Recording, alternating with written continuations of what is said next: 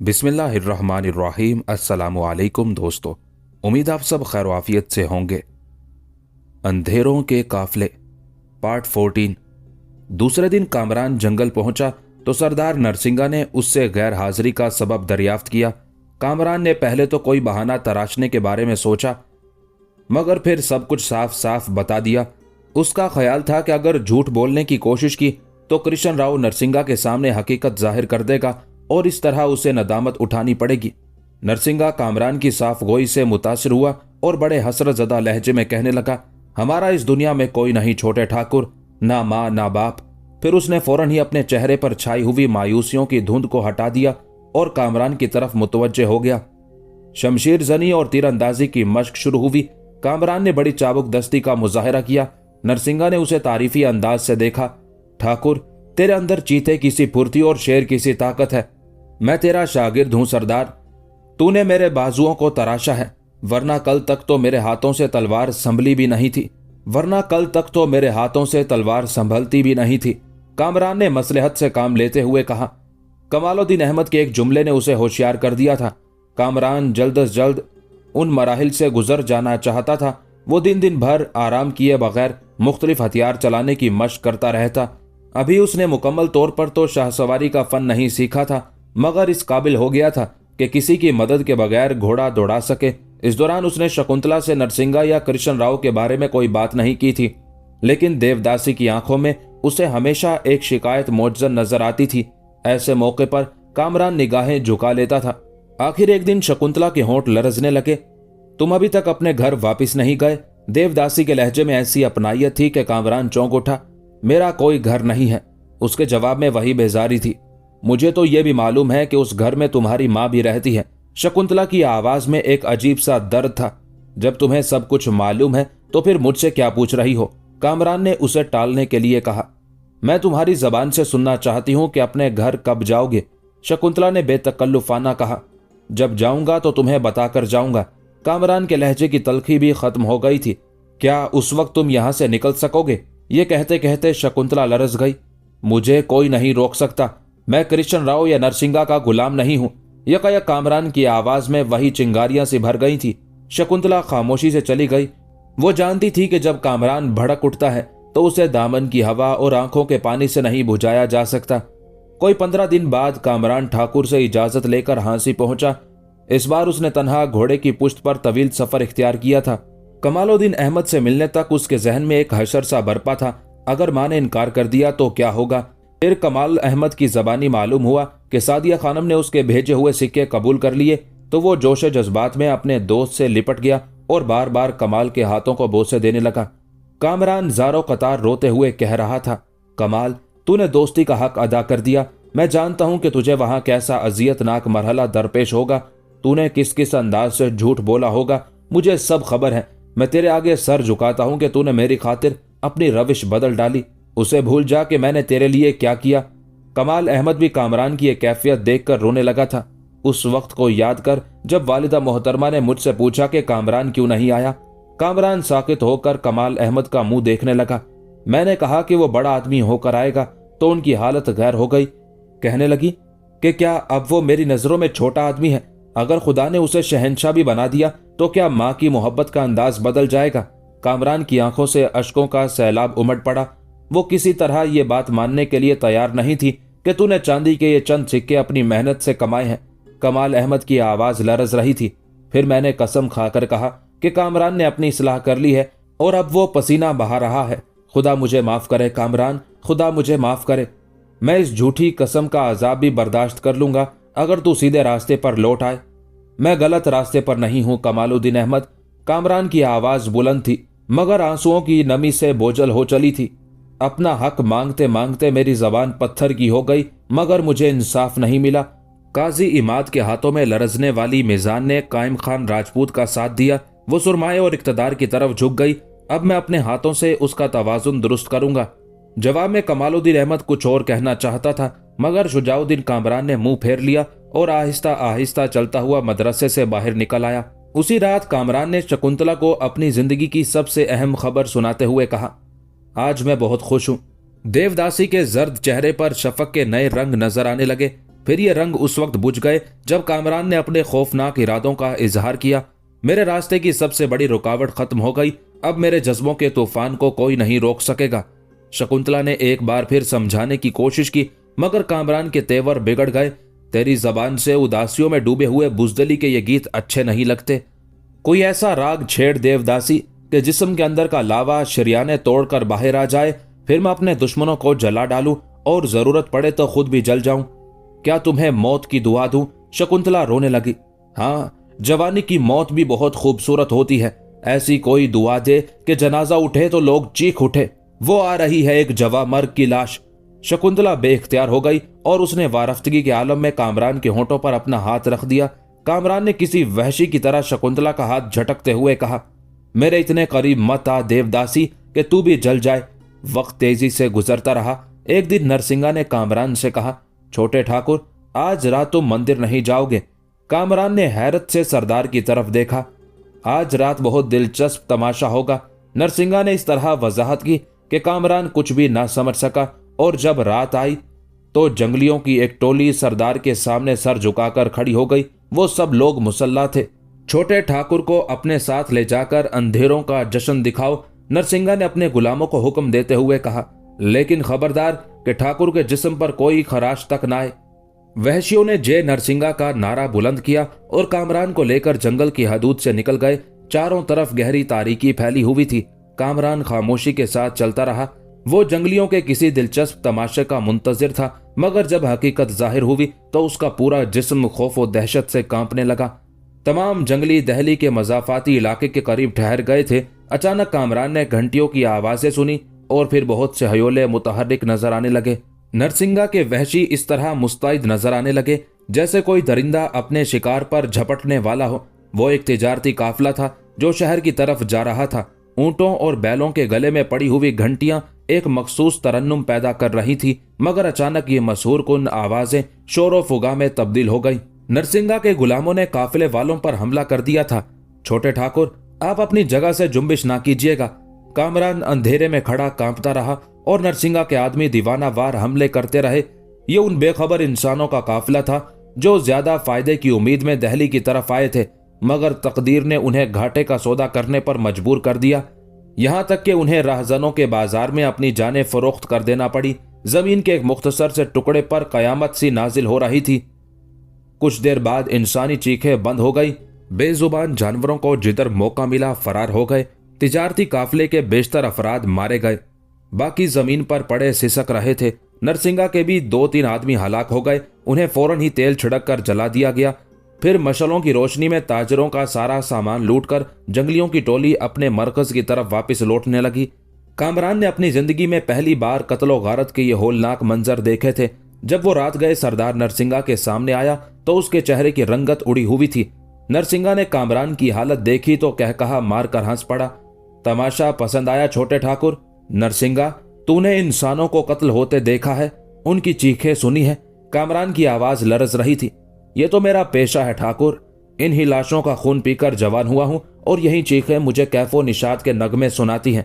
नरसिंगा के होंठों पर एक सफाक मुस्कुराहट रक्स कर रही थी। कामरान के खून की गर्दिश तेज हो गई। नरसिंगा अपने सामने पड़े हुए सोने चांदी के सिक्कों और जेवरात के ढेर को इतने इत्मीनान से देख रहा था जैसे ये सारी दौलत उसे इनाम में दी गई हो। अभी कामरान कुछ और कहना चाहता था कि अमरपाली नरसिंगा की ख्वाबगाह में दाखिल हुई। उसके हाथों में शराब से लबरेज एक बिलोरी जाम था जिसे उसने अदाए खास के साथ अपने शोहर को पेश किया। नरसिंगा ने किसी जानवर की तरह प्याले को मुंह लगा दिया। कामरान को महसूस हुआ जैसे सारी दुनिया इंसानी खून का समंदर बन गई है और नरसिंगा अपने साथियों के हमरा उस समंदर में तैर रहा है। शराब पीने के बाद नरसिंगा ने लूटे हुए माल में से कीमती हार उठाकर अमरपाली की तरफ देखा। अमरपाली कामरान की मौजूदगी का एहसास किए बगैर नरसिंगा के करीब हो गई। सरदार ने झूमते हुए वो हार अमरपाली को पहना दिया। जंगल की रानी के लिए सरदार नरसिंगा की जानिब से एक हकीर सा तोहफा। अमरपाली रक्स के से अंदाज में लहराई और फिर नरसिंगा के कदमों पर झुक गई। अपने देवता के हजूर एक कनीज का आजिजाना सलाम। नरसिंगा ने मखमूर निगाहों से अमरपाली को देखा और उसके सर पर हाथ रख दिया। फिर अमरपाली इस तरह चली गई जैसे बादे सबा का कोई झोंका गुजर गया हो। कामरान जमाने के इंकलाब पर सोचने लगा, किसका हार था और किसकी गर्दन की जीनत बना। क्या सोच रहे हो ठाकुर? नरसिंगा की आवाज से सरशारी झलक रही थी। तूने मुझे ये तमाशा क्यों दिखाया नरसिंगा? कामरान के लहजे का दर्द कुछ और गहरा हो गया था। इसलिए कि तेरे कान इन चीखों के आदी हो जाएं। अभी तो बड़ा शोर उठेगा, बड़े खूरंग तमाशे होंगे। ये तो कुछ भी नहीं था। नरसिंगा पत्थर से भी ज्यादा बेहिस नजर आ रहा था। बस मैं देख चुका तेरे तमाशे। कामरान शदीद तैश के आलम में उठ खड़ा हुआ। मैं इस दरिंदगी में तेरा शरीक नहीं बन सकता। मैं वापस जा रहा हूं। कहां जाएगा ठाकुर? क्या तुझे नानकारी का हशर याद नहीं? ये कहते कहते नरसिंगा की आंखों से खून टपकने लगा। शुजाउद्दीन कामरान खामोश खड़ा रहा। बात अचानक बिगड़ गई और नरसिंगा मुश्ताइल हो गया। क्या तेरे ख्याल में यहां तुम्हारा अपनी मर्जी से वापस लौट जाना कोई खेल है? नरसिंगा की आवाज से नफरत और कहर का इजहार हो रहा था। मैं अंधेरे में था नरसिंगा। बिलाखिर कामरान के होठों को जुम्बिश हुई। मैंने तेरे चेहरे का ये जाविया पहले ना देखा था। अब तो पहचान लिया कि मैं कौन हूं। नरसिंगा के लहजे में बदस्तूर शोले बरस रहे थे। इस तारुफ के बाद भी जाना चाहता है? मौत की देवी की कसम, तेरा हशर नानकारी से ज्यादा लर्जा खेज होगा। मुझे बुजदिलों की तरह धमकियां ना दे नरसिंगा। मैं तेरा एहतराम करता हूं। शुजाउद्दीन कामरान की आवाज भी पहले से बहुत ज्यादा तेज थी। नरसिंगा एक लम्हे के लिए चौंक उठा। क्या यही तेरा एहतराम है? तू मुझे दुश्मनों की नजर से देख रहा है और बागियों के लहजे में गुफ्तगू कर रहा है। तेरी बीनाई कमजोर है नरसिंगा। कामरान का लहजा कुछ और सख्त हो गया था।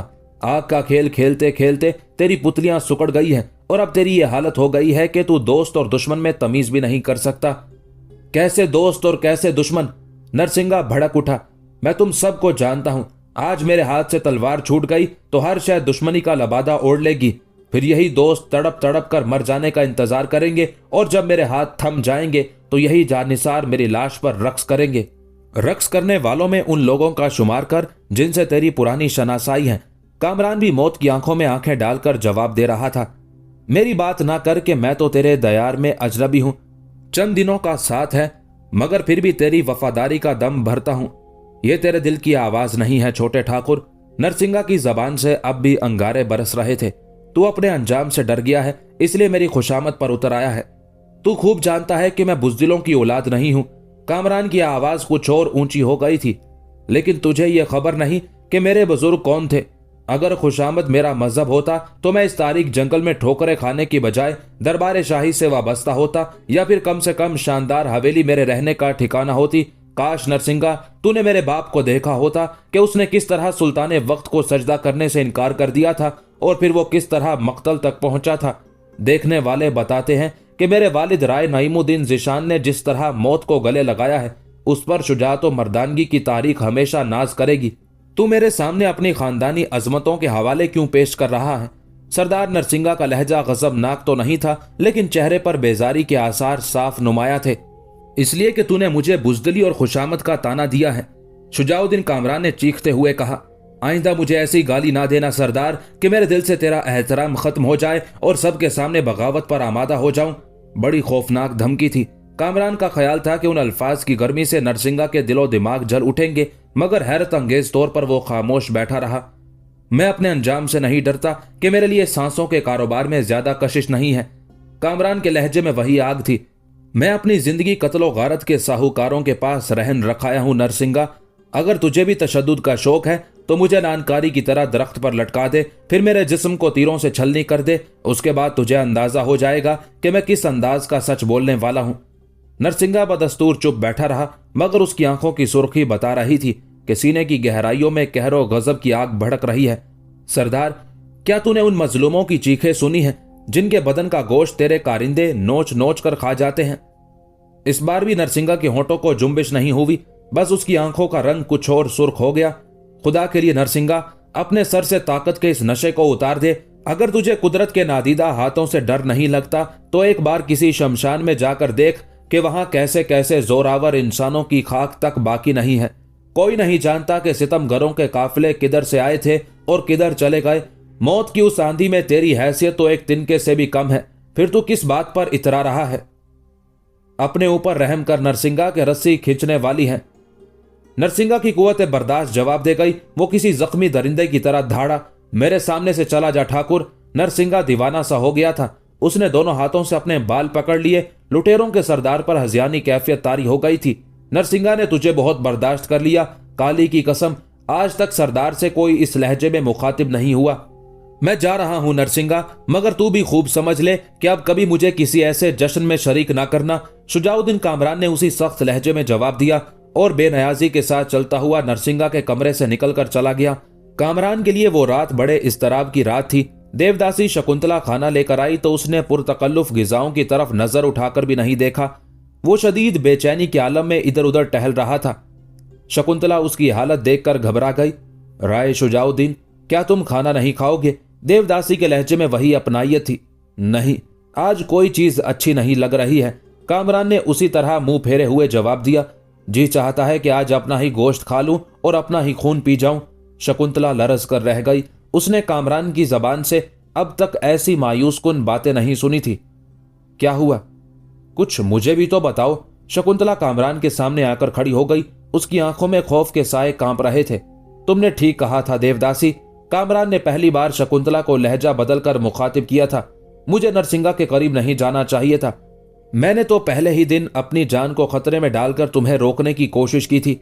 शकुंतला की आवाज में इंतहाई कर्ब के साथ झुंझलाहट भी शामिल थी। आज तुम्हें मेरे मशवरों की अहमियत का अंदाजा हुआ। कामरान एक मर्तबा फिर अपने खोल में वापस लौट गया। मुझे यकीन था कि तुम्हारे पास भी तानाजनी के सिवा कुछ नहीं होगा। माफ करना, जबान लड़खड़ा गई। आइंदा इतनी एहतियात रखूंगा कि तुम्हें कोई मशवरा देने की जरूरत नहीं पड़ेगी। अगरचे कामरान का लहजा सपाट था, लेकिन शकुंतला ने हर लफ्ज में छुपी हुई बेपनाह तलखी को फौरी तौर पर महसूस कर लिया था। परमात्मा की कसम कामरान, तुमने मुझे गलत समझा। देवदासी का अंदाज यकसर बदल गया। ऐसा महसूस हो रहा था जैसे वो इल्तिजा कर रही हो। मैं तुम्हें इसलिए ताने नहीं देती कि खुद गरज लोगों की तरह मेरे नफ्स की भी तस्कीन हो जाए। मुझे मुकम्मल तौर पर तो नहीं, मगर कुछ अंदाजा जरूर है कि तुमने कोई गहरा जख्म खाया है। मैं उस जख्म को इसलिए कुरेदती हूं कि तुम सोजिश से बेकरार हो जाओ और फिर इस दोज़ख को हमेशा के लिए छोड़ दो। कामरान ने कोई जवाब नहीं दिया। वो बेताल्लुकी के अंदाज में खड़ा दूसरी तरफ देखता रहा। शकुंतला ने भी जाविया बदल दिया। अब वो कामरान के रूबरू थी और वारफ्तगी के अंदाज में कह रही थी, राय, मुझे बताओ कि तुम्हारे साथ जंगल में क्या हादसा पेश आया? तुम नरसिंगा के बारे में क्या कहना चाहते थे? कुछ नहीं, कामरान पलटा। इस बात को यहीं खत्म कर दो देवदासी। मैं गलती पर था। न जाने वो कैसी लहर थी जो मुझे डबोकर चली गई। अब मैं तुमसे कुछ नहीं पूछूंगा, तुम्हें पूछना होगा। शकुंतला बच्चों की तरह मचल गई। अगर मुझसे नहीं कहोगे तो फिर पत्थरों की इस बस्ती में कब तक सर टकराओगे? यहां तुम्हारी सुनने वाला कौन है? देवदासी ने आज तकल्लुफ की तमाम दीवारें गिरा दी थी।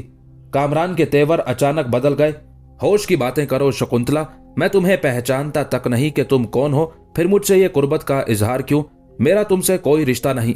तुम सिर्फ करिशन राव की एक अदना मुलाजिमा हो। अपनी हदूद से आगे ना बढ़ो। कहीं ऐसा ना हो कि तुम्हारी ये हैसियत भी खत्म हो जाए। वापिस जाओ, इसी वक्त चली जाओ, वरना ठाकुर का ये तहखाना मेरी आवाज की गरज से गूंज उठेगा। फिर हो सकता है कि मंदिर के लोग भी इस तमाशे को अपनी आंखों से देख लें। कामरान की जुनूनी कैफियत ने कुछ देर के लिए शकुंतला को पत्थर के मुजस्मे में तब्दील कर दिया था। फिर वो बड़ी मुश्किल से अपनी असली हालत की तरफ लौटी।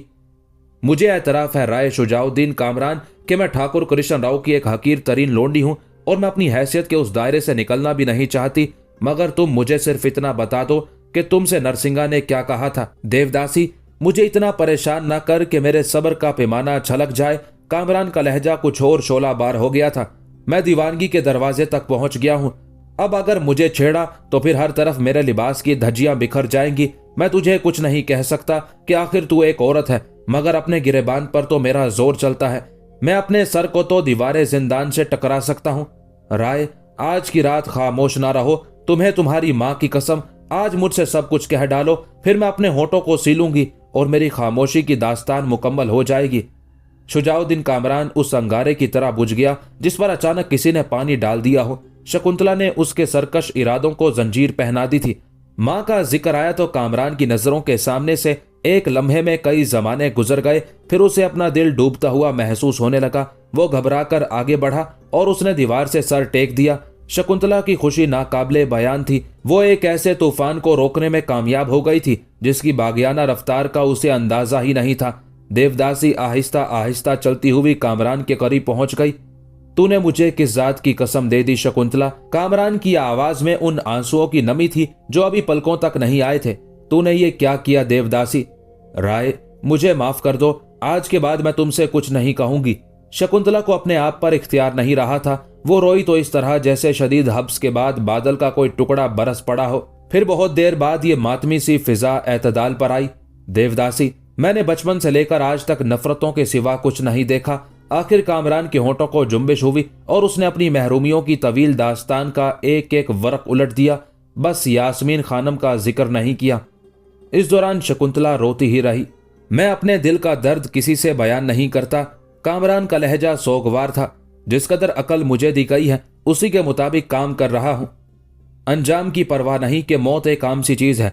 आए दिन लोग मरते रहते हैं। मैं दुनिया से रुखसत हो गया तो कोई फर्क नहीं पड़ेगा।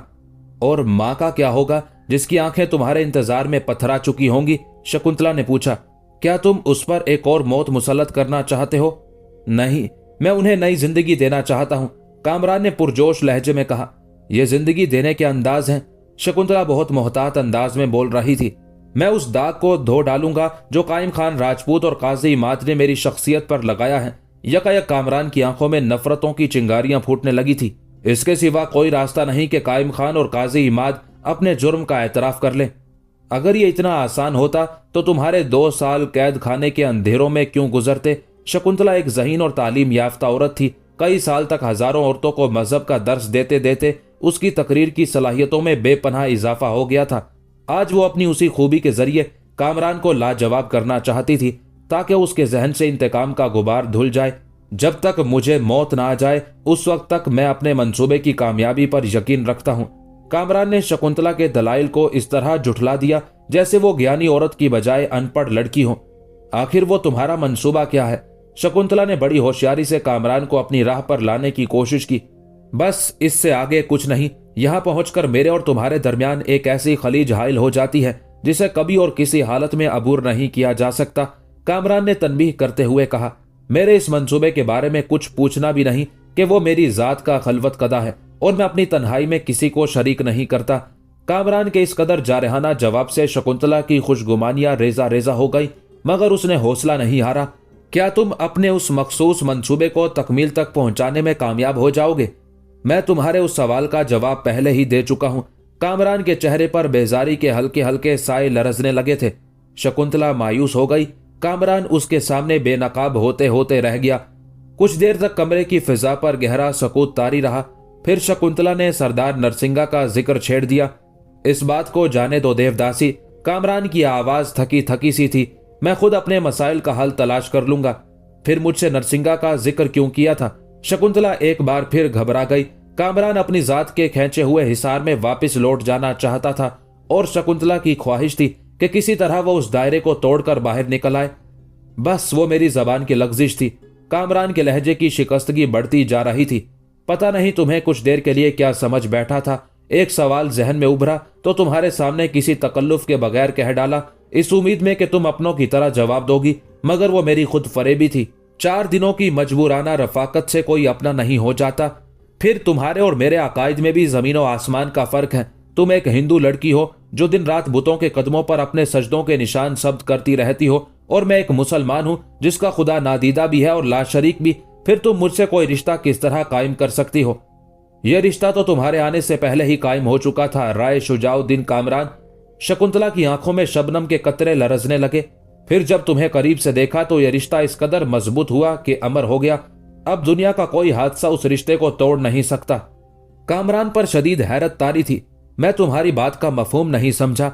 एक दिन सब कुछ समझ जाओगे। शकुंतला ने आंसुओं के समंदर को पी लिया था, लेकिन उसकी आवाज अब भी लरस रही थी। फिलहाल इतना समझ लो कि मैं हिंदू नहीं हूं। मेरी बेचैन रूह बरसों से जिंदगी के बरज़ख में भटक रही है। मैं नहीं जानती कि मेरी मंजिल कहां है, मगर मैं बुत परस्त नहीं हूं।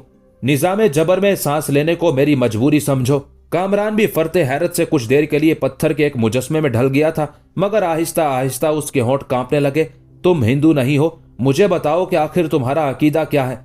अभी उसका वक्त नहीं आया। शकुंतला का लहजा बदस्तूर सोगवाराना था। तुमने चंद दिनों की रफाकत को अपनायत के दायरे से खारिज कर दिया है कि यह कोई होशमंदी की बात नहीं। शकुंतला एक ज्ञानी औरत के अंदाज में गुफ्तगू कर रही थी। तुमने अपना बनने के लिए माहो साल की शर्त लगा दी है, मगर उन लोगों को क्या कहोगे जो सदियों तक एक साथ रहते हैं मगर फिर भी अपने नहीं होते। कृष्ण राव और मेरे बुजुर्गों के मजहब में सैकड़ों साल की रफाकत थी, लेकिन ठाकुर मेरा अपना नहीं बल्कि गैरों से बदतर है। आखिर तुम उस रिश्ते को किस नाम से पुकारोगे? शुजाउद्दीन कामरान पत्थर की मूरत बनकर रह गया था। शायद तुम इस रिश्ते को तस्लीम नहीं करोगे, मगर मैं बहरहाल तुम्हारी हूं। शकुंतला ने आज सब कुछ कह डाला था। मैं तुम पर इसलिए एतराज नहीं करती कि इस तरह मुझे कोई खुशी हासिल होती है। तुम्हारी तकलीफों का ख्याल करके लहजा बदल जाता है और तुम समझ लेते हो कि मैं तुम्हारा मजाक उड़ा रही हूं। राय, तुम्हें क्या खबर कि मैं क्या चाहती हूं? बस तुम इस खारजार से निकल जाओ। अगर तुम्हारे बदन पर एक भी खराश आई तो मेरी रूह तक जख्मी हो जाएगी। फिर जिंदा रहने की वो हसरत भी दम तोड़ देगी जिसे नफरतों के शमशान में न जाने किस किस तरह बचा कर रखा है।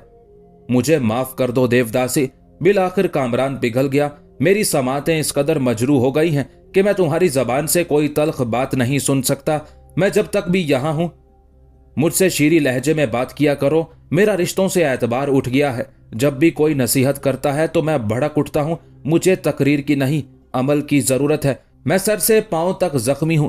मुझ पर अल्फाज के नश्तर ना खींचो। मेरे नजदीक आओ तो मरहम बदस्ताओ। अगर लोग ये नहीं कर सकते तो फिर मुझे तन्हा छोड़ दें।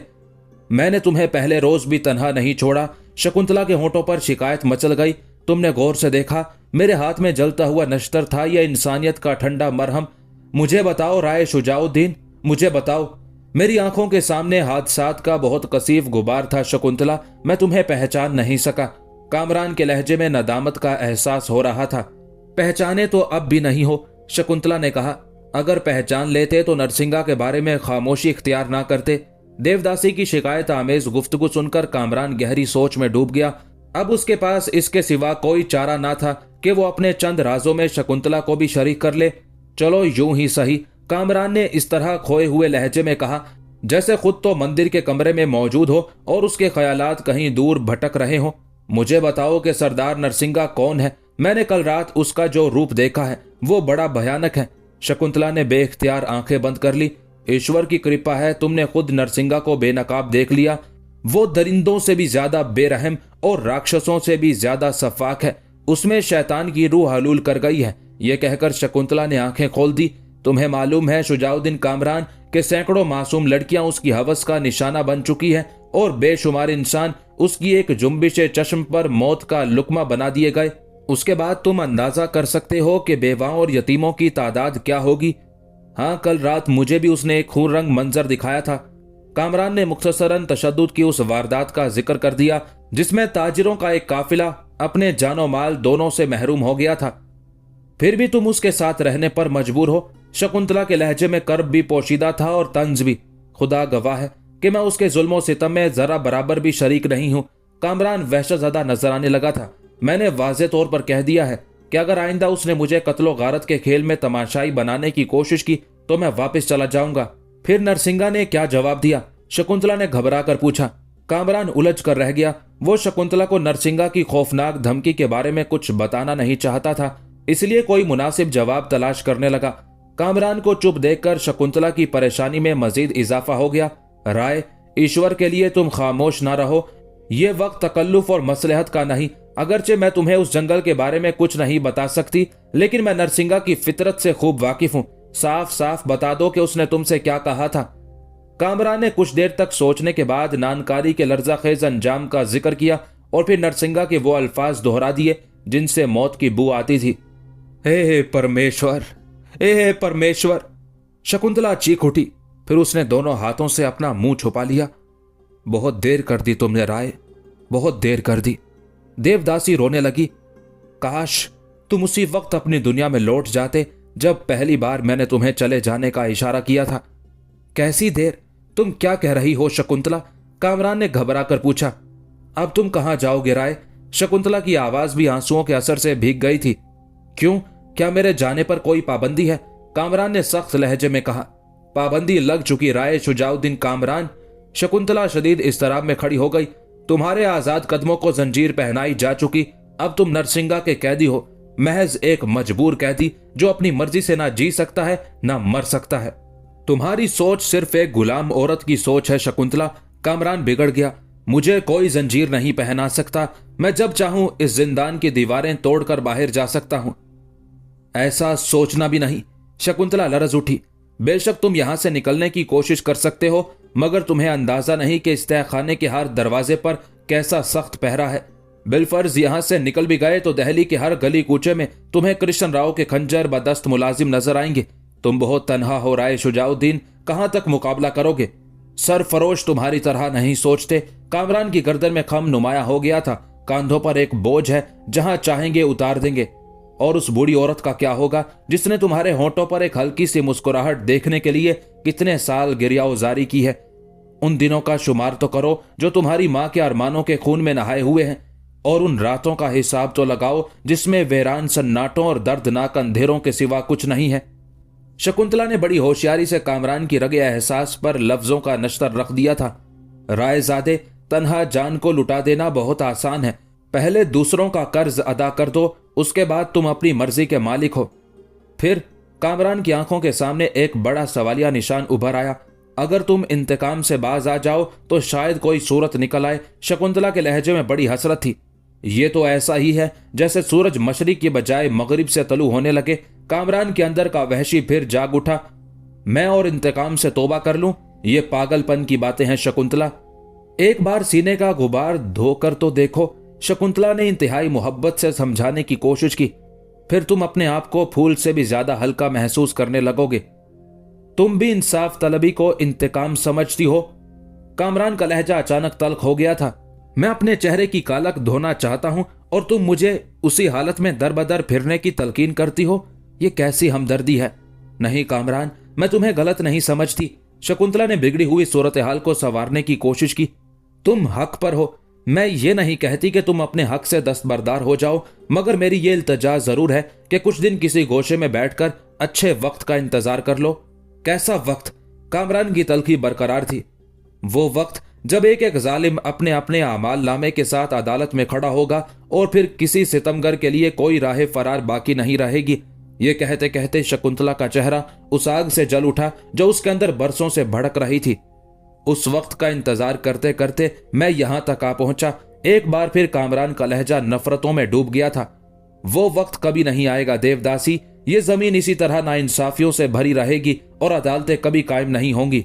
तुम एक मुसलमान होकर ऐसी मायूसी की बातें करते हो। शकुंतला ने कहा, मैंने पत्थरों के हजूम में सारी जिंदगी बसर की है, मगर फिर भी यकीन था कि इन पत्थरों को तोड़ने वाले हाथ एक दिन जरूर बुलंद होंगे। और फिर वो दिन आ गया। तुम्हारे मजहब के लोगों ने हिंदुस्तान पर यलगार की, यहां तक कि इस जमीन के मालिक गुलाम बना लिए गए। सरदार नरसिंह और ठाकुर कृष्ण राव कितने भी आजाद हों, लेकिन उनकी हैसियत गुलामों से ज्यादा नहीं। तुम तो बाहर की दुनिया के रहने वाले हो। तुम्हें खूब अंदाजा होगा कि वक्त की अदालत कायम हुई और एक एक जफाकार को अपने मजालिम का हिसाब देना पड़ा। क्या तुम इस इंकलाब को एक खेल समझते हो रायजादे? ये खेल नहीं, ईश्वर का फैसला है। और ये फैसला उस वक्त नाजिल होता है जब धरती की गोद पापों से भर जाती है। कृष्ण राव और सरदार नरसिंगा तो हकीर कीड़े हैं, भेड़ और बकरियां हैं। जब हिंदुस्तान का शेर, राजपूतों की आन, सम्राट पृथ्वीराज चौहान बाकी नहीं रहा, तो फिर ये पीछे से छुपकर वार करने वाले लुटेरे कब तक अपने आप को बचाएंगे?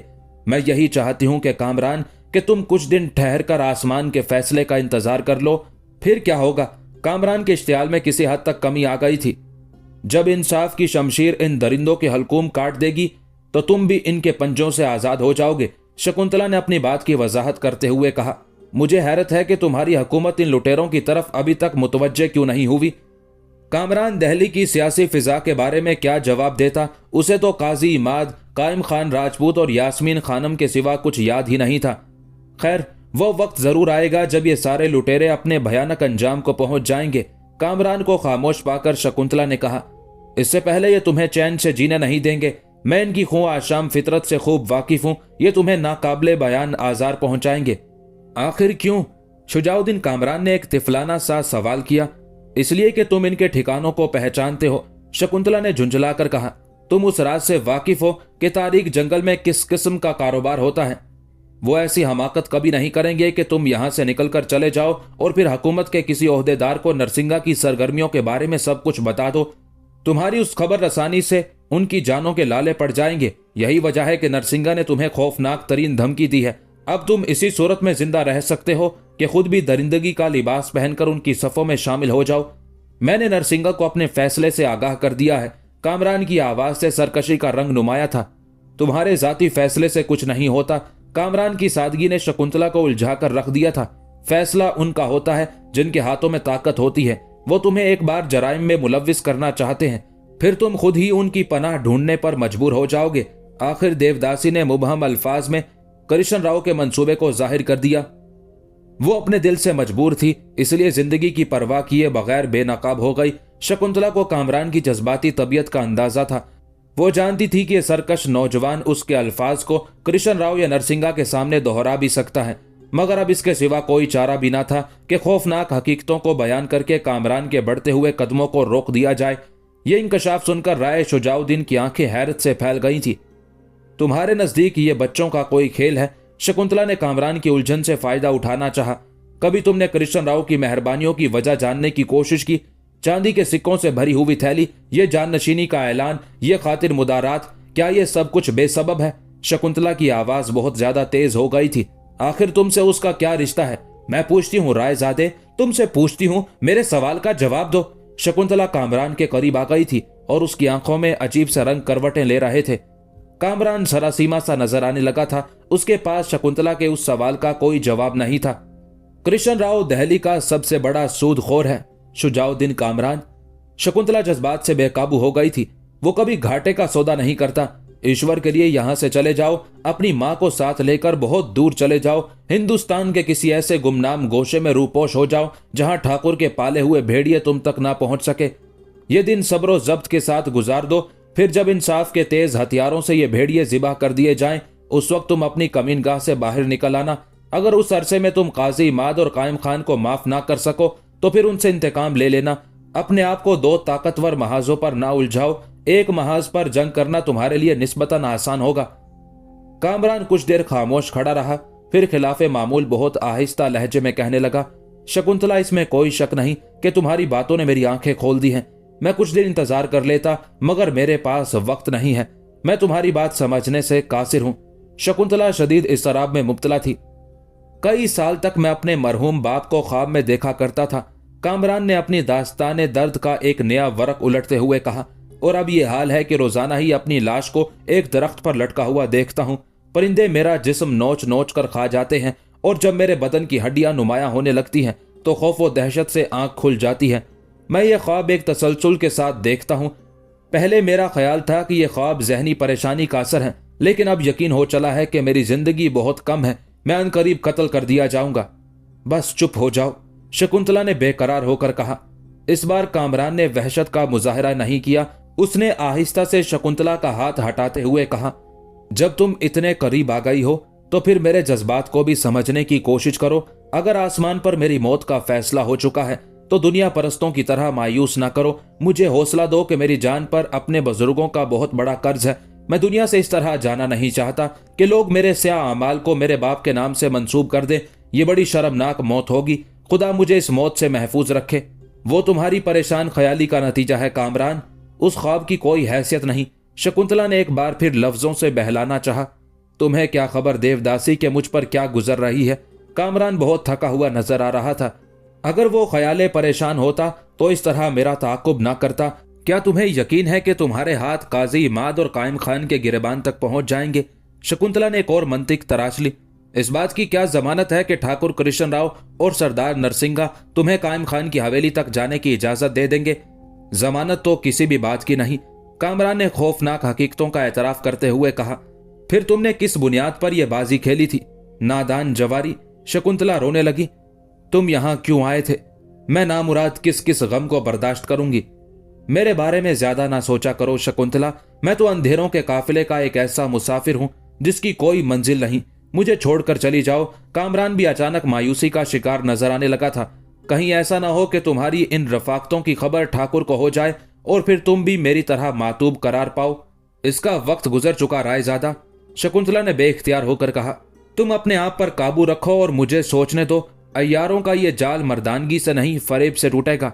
मैं अभी तुम्हारी तरफ से मायूस नहीं हूं, लेकिन एक वादा करो कि तुम मुझसे कोई बात नहीं छुपाओगे।